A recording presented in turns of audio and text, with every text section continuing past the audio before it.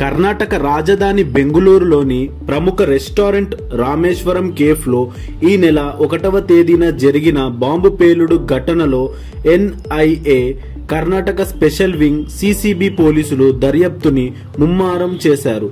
నిందితుడు ఆచూకీ పట్టుకునేందుకు తీవ్ర ప్రయత్నాలు చేస్తున్నారు.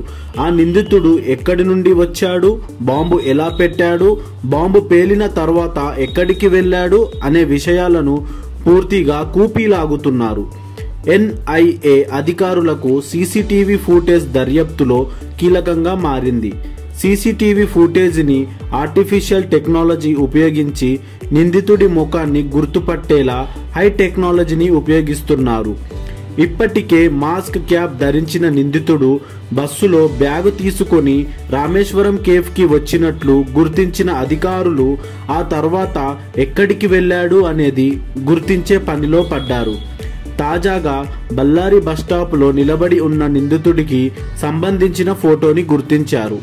తాజాగా విడుదలైన వీడియో ప్రకారం బాంబు పెట్టిన వ్యక్తిగా అనుమానిస్తున్న నిందితుడు బళ్ళారి బస్టాండ్లో నిలబడి ఉన్నట్లు తెలుస్తోంది. నిందితుడు పేలుడు తర్వాత బస్సులో ప్రయాణించిన ఫోటో ఈ ఉదయం బయటికి రాగా తాజాగా క్యాప్ లేకుండా బస్ వెనుక నిల్చొని ఉన్న ఫోటో విడుదల చేశారు. ఇక బళ్ళారి బస్టాప్లో నిందితుడు బస్సు ఎక్కే ముందు తాను వేసుకున్న జాకెట్, క్యాప్ తీసేసి వేషాన్ని మార్చుకున్నట్లు గుర్తించారు. ఈ క్రమంలోనే బెంగళూరు రామేశ్వరం కేఫ్ పేలుడు కేసుని దర్యాప్తు చేస్తున్న అధికారులకు కీలక క్లూ లభించిందని కర్ణాటక హోంశాఖ మంత్రి డాక్టర్ జి పరమేశ్వర తెలిపారు.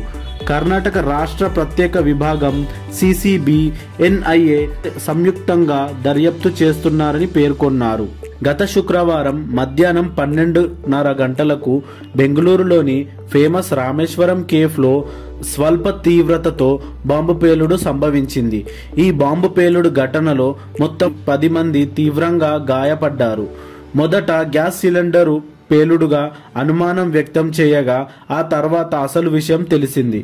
మాస్క్ క్యాప్ ధరించిన ఓ వ్యక్తి బ్యాగుతో కేఫ్కి వచ్చాడని, రవ్వ ఇడ్లీ ఆర్డర్ చేసుకొని ఒక మూలన కూర్చొని అక్కడే బ్యాగ్ పెట్టి వెళ్లిపోయినట్లు గుర్తించారు. ఆ వ్యక్తి వెళ్లిన సరిగ్గా గంట సేపటికి పేలుడు సంభవించినట్లు తెలిపారు.